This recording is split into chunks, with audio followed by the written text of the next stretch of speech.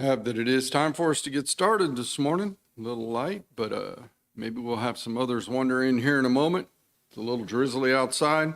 Before we go back into 1 Corinthians 13, let's go to God in prayer. Our God and Father in heaven, we are thankful for the day we have, for the time we can come and study from your word. Father, we pray that as we look at these things that you inspired to be written, that we will take them into our hearts and minds, and that we will be strengthened, comforted, and guided as you intend. Father, we pray for the ill, for those caring for them. We pray for our country and our leaders, that we would look to you as a nation for the directions we ought to go. Father, we pray for each of us as individuals and as the church, that we will look to you for the guidance that we should have and follow you no matter what happens in this world, that all will see your glory and more will be called into the kingdom. And we ask these things through your Son's name. Amen. 1 Corinthians 13, we began looking at that last week.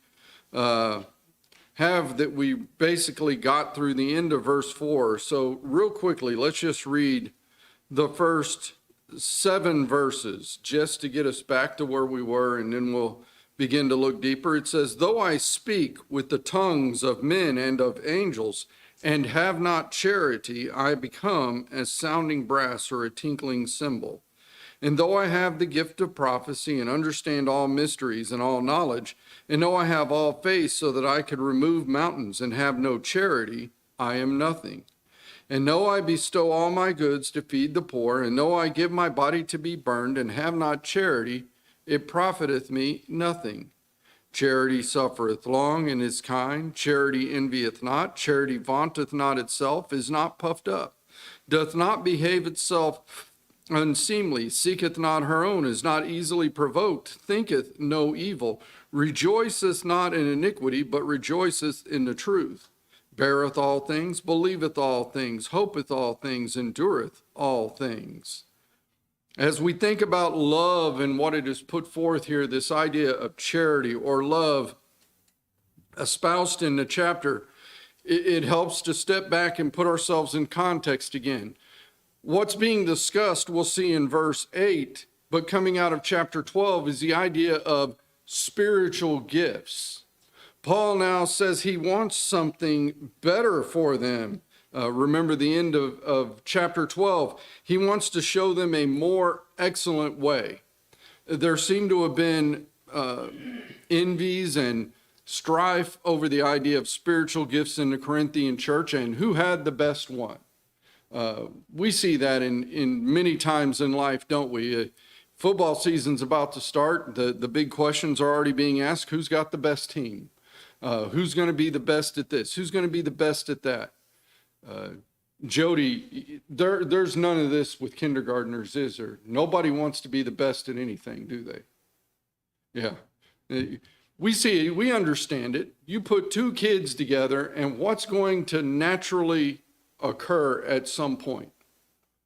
The old way of saying it used to be, my daddy's bigger than your daddy. Something like that's going to come up. And this seems to have been the trouble even among Christian adults in Corinth. Now think about that. We often say, oh, we grow out of that. Do we truly do that? They didn't seem to. And so there were arguments, I can speak in tongues. That's better than you and your ability to interpret. Or I can do this gift of healing. That's better than your ability to prophesy God's word. This was where they were at. And so Paul begins to bring them back to the core and says, let's think about love. We looked at it. If you don't have love, he says, you become like the sounding brass or tinkling cymbal. I think we used it last week. You don't want your child to try out for band and they get to play the cymbals. Do you know what rehearsal's going to be like at your house? That wouldn't be a good day. That's the picture here. He goes then through the different gifts. He says you can have these gifts. You can be great in the knowledge. You can be good at doing this, but if you don't have love, it's still worthless. He says you could take all your goods, give to the poor. You could give your body to be burned, and you think about that. What has happened to those who stand for Christianity at times throughout history? How serious did it get with some of them? There was a man named Tyndale. He wrote or created an English translation of the Bible. He was so hated by some in the Catholic Church that after he had been dead for a good number of years, they called him a heretic. They dug up his bones and burned them. That you could give your body in that manner. Paul says, but if you don't have love, it's worthless. Verse 4, where we were talking last week, charity suffereth long. You think about this, those of us who are married. Are there things you suffer with because of your spouse? You don't have to answer the question out loud. Don't have to give any examples right now. Don't want to create any friction. You can almost guarantee there's something. And they've got the same issue. So you're not alone. Love suffers long. It's not for the short game. It's for the long game. Is kind. Now think about that. Even in suffering, what is love to be? Kind. That's a little different thought. Love envies not. When we think about that, what was the issue they had in Corinth? Why is Paul going back to love and saying love envies not? My gift is better than your gift. Or people say, well, that's not really envy. Well, that's the result of envy. I got something better than you got. But if you go to the envy side of it, there's a person sitting there going, oh, Logan's got the gift of singing. I got the gift of sitting. He's got a better gift than me. What has envy done in this case? You see, it's taken away your abilities to have that. And so love doesn't envy. If somebody's got something, quote, quote, better as you might see it than you have, what ought you to be? Happy. That's great. I think it's great that some people have gifts that I don't have.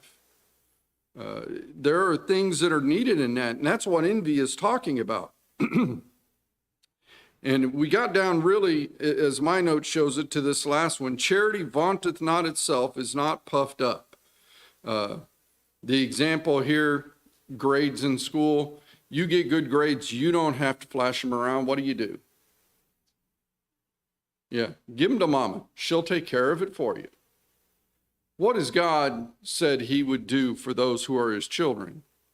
I'll take care. And the problem is, how do we want it to happen?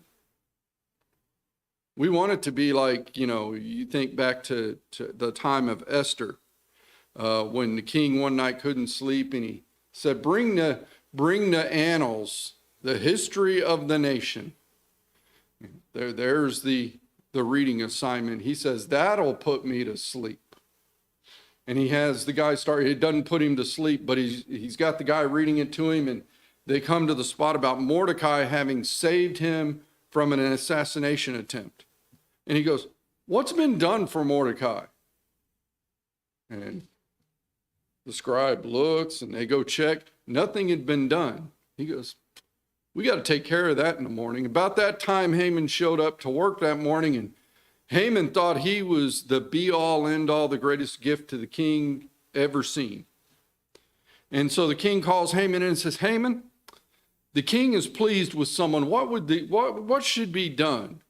Oh, you ought to put him in your royal robes, put him on one of your fine horses, and have one of the top princes lead the horse around town, shouting out, this is the man in whom the king is well pleased. And the king said, yeah, that's a good idea. Now, who did Haman think he was talking about? Haman thought it was him. Love envieth not. Haman doesn't have love. He had an envy problem. He wanted himself vaunted up. But instead, the king has Haman lead Mordecai around town, giving him the honor for that. What did it do to Haman? Because love, in Haman's case, vaunted itself. That's what Haman thought it was all about. Haman got so mad, what's he wanting to do? He'd already been wanting to kill Mordecai. He'd come up with a plan. Now he goes, I got to put that into action. We're going to not just kill Mordecai, we're going to kill all of the Jews, the whole nation. That's what we're going to do. You see how love would prevent that? Haman, if you didn't envy and you didn't want to vaunt yourself, what would it have been like that day? But instead, what did it turn into for Haman? In the end, what did it cost Haman? Yeah, he got left out to dry, literally. You know, you hang clothes up on the clothesline to dry. That's what happened to Haman, except they used his neck on the gallows he had built to do Mordecai. And so you see the idea here. Don't vaunt yourself. It's not puffed up. Verse 5, it doth not behave unseemly. What does it mean to behave unseemly? Well, this is improper or disgraceful conduct, acting in a manner that deserves rebuke.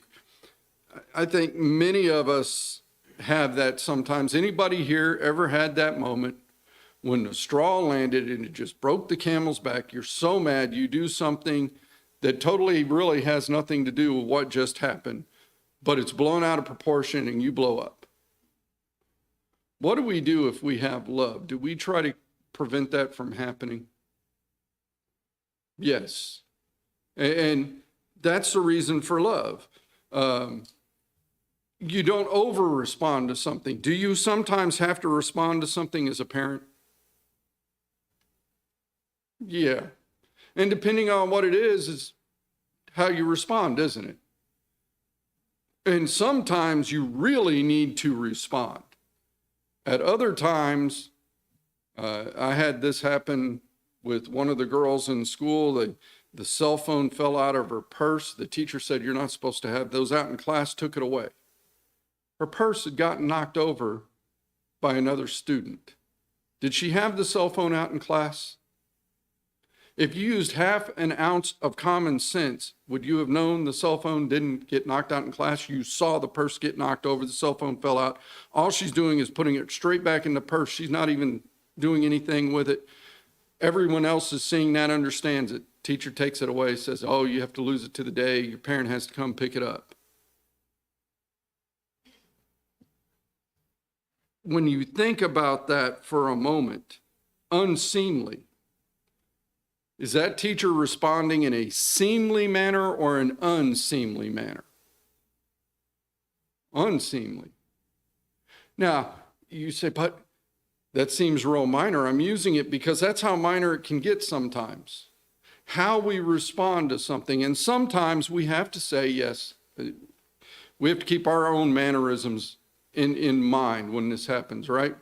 I know when I'm driving and someone pulls in front of me or something like that, I get a little bit of, I don't call it road rage because I don't want to take the road over, but I get a little bit of rage toward that person who just, I had to stand on brakes or something, and you start to say something, not curse words or anything, but just, what an idiot pulling in front of me, or this or that and the other. If you have youngsters in the car, you even have to control that, because otherwise, what do? They pick it up. That's an unseemly, and it happens to us sometimes in a very innocuous way. We have to be watchful for it. That's the picture here. Don't behave unseemly. You think about how we would be courteous. I think I mentioned it as we got to this word last week. This is right where I have my mark. Chick-fil-A is the place that just espouses this one to me to no end. You go in, you order something, you get it through the drive-through window, you get your bag, it's not right. And I've seen the lady come in and do this, and they just come in and they open that bag up and start telling them everything that's wrong with the order they had. The person at the counter is like, I didn't have anything to do with it. I didn't take your order. I didn't fix your order. But they just stand there, listen, they go get the new food, they bring it out. The person's still just livid because I've had to park my car, come in here and do all of this. And what's the last words the person hears? My pleasure. What does that do to your anger? You ever thought about some of these, they try to train their staff this way? What happens? God talks about it. A soft word turneth away anger.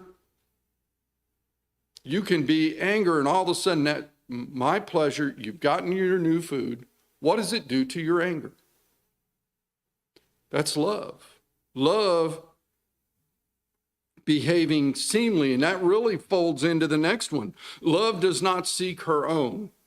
Use Haman as that example again. What was Haman's whole goal in his life? Look out for, himself. Look out for Haman. You know, I did, in the end, I don't know that I'd want to be Haman's wife. She gave him some advice, and we could talk about that. But I think if she got in the way of Haman getting where he wanted to go, he might just let her have it. That seems to be the kind of man he was. Nothing else but what mattered? Himself. You ever seen that around in the world? By the way, if you drive the roads around here in the early morning, if you turn left before 7 o'clock going up towards Arkadelphia Road, when you get to Arkadelphia Road, you make sure you stop. Because guess what some of the others before 7 o'clock are not going to do? And some of them don't even have the courtesy to slow down. They're not even pretending. They blow through that stop sign and you're sitting there going, man, I'm glad I looked around that corner, because off they go. And I've taken one of the security cameras out there at the shop. At one point, it could see the corner before there was a building in the way. And you can watch it after about 7 o'clock at night until about 7 o'clock the next morning. About every third car doesn't even think about stopping. Because they're so used to what? There's no one else here, and I need to what? Yeah, usually you can tell it's the guy that's either on his way home from work and he's late, or he's on his way to work and he's late. And it's all about, I need to get going. What's the problem in everything I've just said? Selfish. Seeking its own. Love says don't. If I leave late in the morning heading towards Arkadelphia, you get caught by the buses now that school's back in. And there's a couple of spots where I stop well back from the bus because it's in a curve. And you stop and you wait till the bus turns on. Do you know the car behind you that cannot see around that curve will get mad because you're stopped for a bus loading children? And they'll start honking. I just roll enough so he can see around, and he sees the lights on the bus. He sees the kid steps on the door, and as soon as the kid's inside the door, that horn's going again. What is that person's issue? Love is what? Seeking her own, it would say here. They're only concerned about me, myself, and I. And I'm late. I need to get going. And that bus is in my way. That kid's on that bus. Close that door and get that bus moving. That's what they're saying in their car. And that's what they're saying with their horn. You're sitting there going, what does it matter? I had one that as soon as the bus red lights went out, he pulled out around me and the bus one morning so he could get up there. The bus turned at the next corner. I continued on. Do you know he gained exactly 2 car lengths? Because he came to the stop sign, stopped, turned the corner as I rolled up to the stop sign. What good did it do him to have all of that? But it was all about me. Instead of thinking about, the kids on that bus, the other people that are on the road, taking their time to make sure it's done right. And so love seeketh not her own. Love, in verse 5, is not easily provoked. What does it mean to be easily provoked?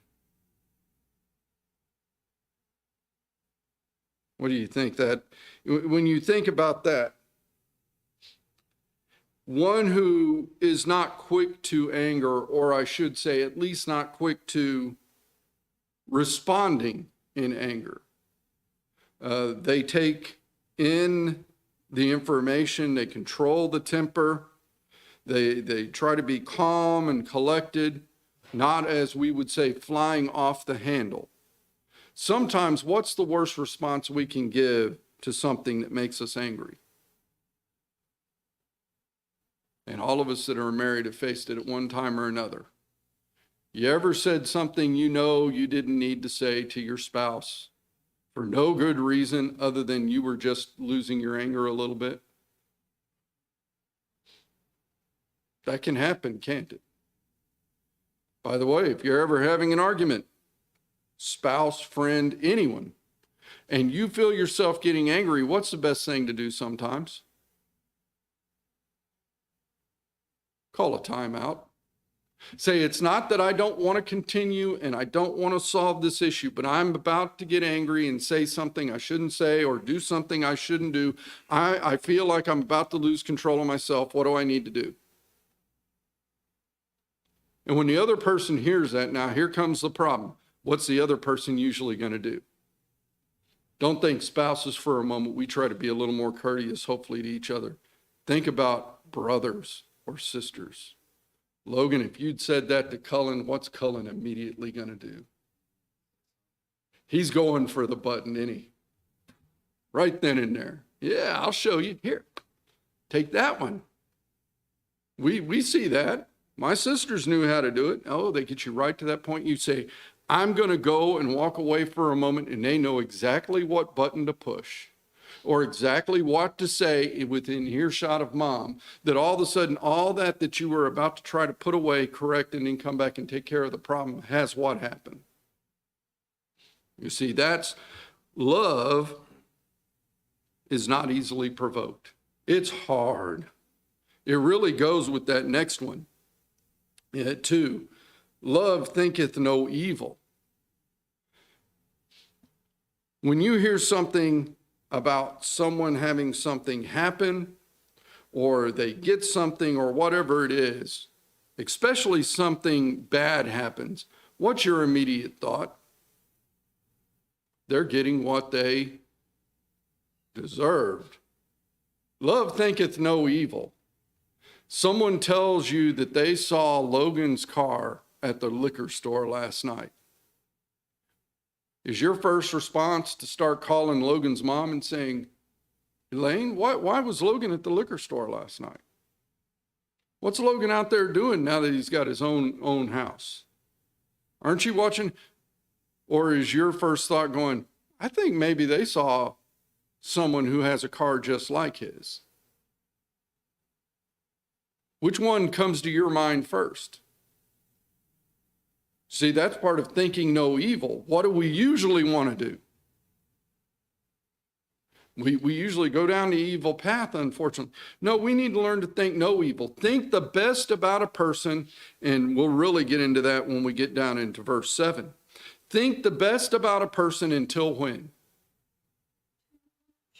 Till you know for sure, until the evidence is beyond, as they would say in court, a preponderance of the evidence shows otherwise. That's the idea here. Think no evil. And so we see a picture that comes to mind. Verse 6, any other comments on the thoughts in verse 5? Unseemly, seeking its own, not easily provoked, thinking no evil. Verse 6, rejoiceth not in iniquity, but rejoiceth in truth.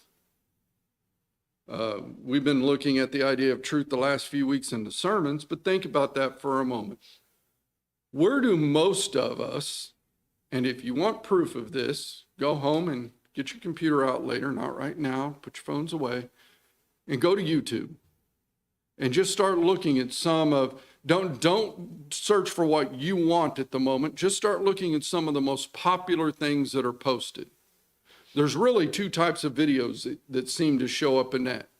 One is someone who's trying to do the dance moves and they slip, fall, or something else happens and it becomes, as we think of it, funny. The other one is someone who goes out and actually tries to make someone else mad. They literally try to provoke them. Why is that? Because what do we usually rejoice in?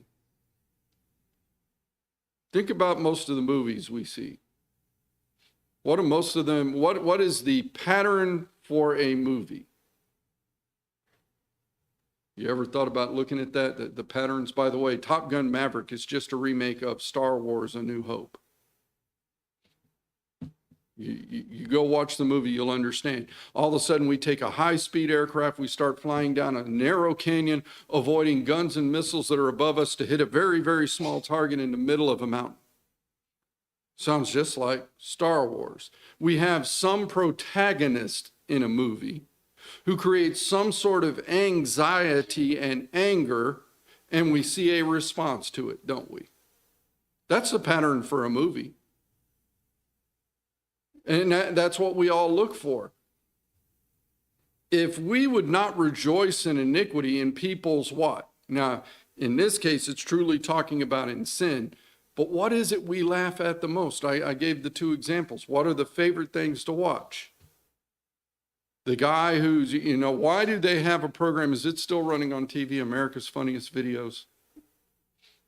Why? I don't know how many seasons, if it's still running. I don't know how long it's been on TV, but it dates back to the days of the video cassette. For those of you that don't know, that's before the DVDs.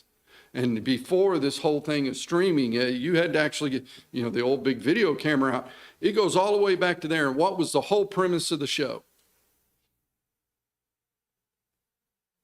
You had the video camera out recording something. It might be serious. Wedding videos are one of their favorites. Very solemn, very serious occasion. And something happens. The ring bearer does something. The little flower girl does something. The groom gets so nervous that he has to get sick right in the middle of the ceremony. And all that's a form of iniquity when you think about it. Bad things happening, yet what do we find it? Funny. And there is some funniness to it later. But we shouldn't rejoice in that. We should rejoice in the what? Truth. That's the picture he's putting. And I don't think it's when something unintentionally bad happens that we laugh at it and things like that. That's not what he's referring to. I use those as the example. When someone is caught up in sin, should we be happy about it? No. Because what's going to happen to them?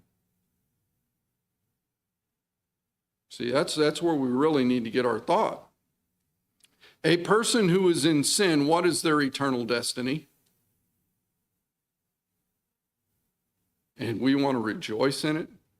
Oh, they're getting what they deserve. Well, one day, if they don't come out of sin, they will get what they deserve. We should not be what?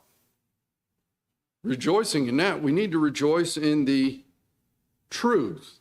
And so the picture there, which really leads us to verse 7. Here is the key. 4 things that will help us love best. Love beareth all things. What does it mean to bear all things? It doesn't matter the circumstances is what this is really saying. Whatever comes around, love bears with it. Mothers understand this. Moms, was that 9 months enjoyable? Especially for those that might be pregnant in, say, June, July, and August in the South. It's 95 in Texas in the shade. Hadn't rained for 3 or 4 weeks. Even when the wind blows, all that does, anybody ever open the dryer right as it ends and you feel that hot air that rushes out of it, or when you open the oven, and your glasses just fog over, that kind of thing? That's what Texas felt like in the summer. Imagine being Neely. I'm going to use her for the example. Hannah was born September 26th. That means basically we're one month away from when she was born. How would you like to be 8 months pregnant in conditions like that? Or maybe here in Alabama, not so much today has been real nice. Yesterday was real nice other than the rainy part. But you think about temperature-wise, it's nice. But how'd you like to be up in the 90s with some 75+% humidity and be pregnant? Somebody says, oh, you aim for the winter. Oh, okay, so let's go up north. There's 3 feet of snow on the ground and you're 8 months pregnant, having to watch out for that ice, because at 80 months pregnant, you don't want to what? Fall down. Because even if you land on your bum and don't do anything that would hurt the baby, what is it really hard to do when you're 8 months pregnant, ladies? Get up. Love bears all things. Think about continuing the thought of bearing all things and what that really means. What kind of things have you borne with after they're born? You know, getting them to sleep, getting them to wake up, getting them to eat the stuff they need to eat, especially once they get a little older. Then school starts, and now we can really get going, can't we? Because when will that project that got assigned 2 weeks ago but is due at 8 o'clock in the morning be known to you? 7:55, boy, you got it early. 9:20, it's bedtime. Oh, I got a project that's due tomorrow, and I need this, and you're going, you better hope Walmart is actually 24 hours tonight. Do you bear with that? That's bearing all things. Now, I use those as the example again. Love bears all things. When something bad is happening, do we just go through it, and do we take and bear through it with it? Think about that next one and how it goes with some of it. Believeth all things. What is it we ought to believe about anyone until the preponderance of the evidence shows otherwise?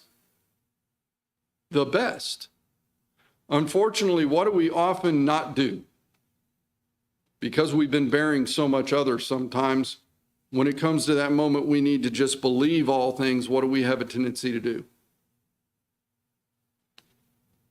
And there comes the anger.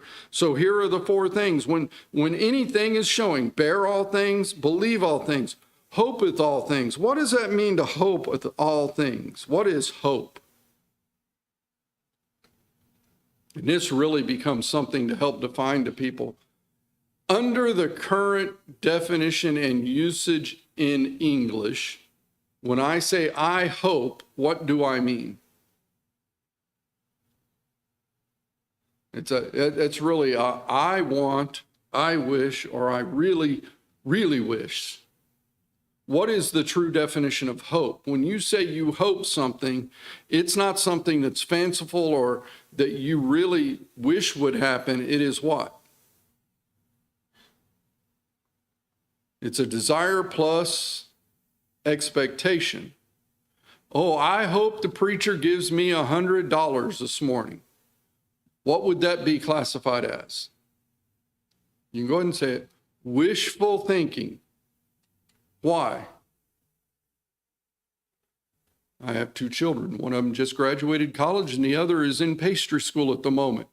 I hope I have $100. Actually, I wish I did. That's the picture that you get with some of this.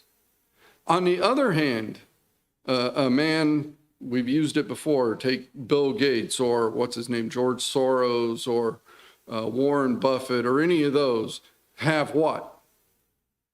All kinds of money. I hope he gives me $100. I may not know him yet, that's the part. So I don't have an expectation, but I have a desire. Hope is taking that desire, the I want part, and putting it into an expected state. I hope to get to heaven. How can I say I hope to get to heaven? I don't wish to get there. I hope to get there. Well, I have the desire, and who has made the promise of heaven? God. Can God deliver on what he has promised? Therefore, hope, that's hope. Love hopeth all things.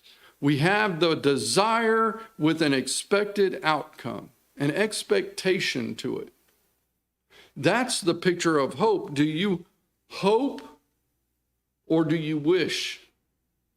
And there needs to be a drawn line there. And when we think about hoping, it's an optimistic thing on it also. Because we know God's on our side, we can hope a lot of things, can't we? And when you have that, it changes it. When you know there's something at the end of the road that you really want, whatever that road may be, I don't mean a literal road, you look forward to it, don't you? You have an optimism that says, let's just get this done. Logan Summer Band, day one, never fun, was it? What was the hope, though? You make it through.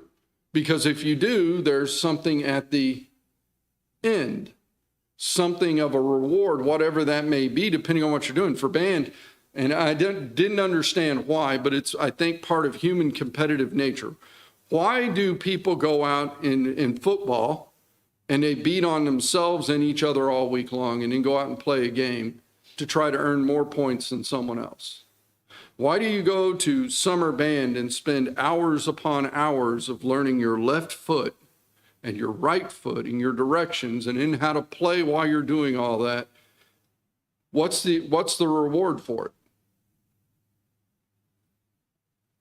That moment when you hear people what? Cheer and enjoy it. Same thing with football. When I score one more point than the other team, now I can what? All that hard work was worth it. Ashley, why so many hours learning to be a nurse? Why spend all that time in all those different areas of the hospital learning all those little things to save lives? And the moment someone just looks at you and says, what? Thank you. That's really what, now, we want to get paid for our work. That's a different piece, but that's really what that job, that nursing job is all about. When we're able to do it. Jody and Matt, why teach?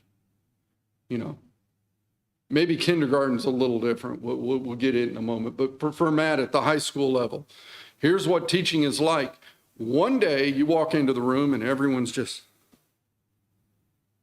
and that's all they do. You can ask questions, you can try to pull, and all they do is, yeah, you just don't understand, Mr. Minor. My best friend left her purple pen at home today. You just don't understand. The next day, it's maybe game day, and everybody's dressed up, and they're hyper beyond belief. You can't get them to sit down long enough to teach. Do the same thing at church, believe it or not, with the young people. You know what makes the day of a teacher? At least it made mine.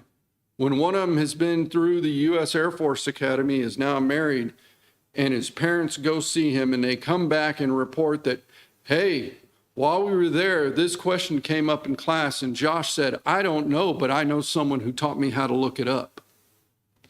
And they referred to something I gave them. And you sit there going, you mean he paid attention in class all those years? That's what it's all about. That's part of hoping all things. I hope that what I'm doing pays off in the end. The fourth one, endureth all things.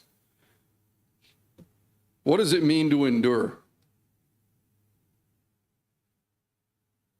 When you think about that word endure, it and patience are closely related. Whatever it takes to get through it, right? In this case, it's really in a military term, and it means to sustain an assault. Anybody ever done a study of military history? When does a military usually lose? What's that? when it runs away. The scariest thing they trained us for in the Marines was an amphibious assault. And with today's equipment, it's pretty good. I don't know how some of them guys did it in World War II. Neely, we watched Band of Brothers one time, or was it Saving Private Ryan? Saving Private Ryan, I think it was. And they showed the beach assault. And you think about what they went through that day on those beaches. The enemy knows you're coming.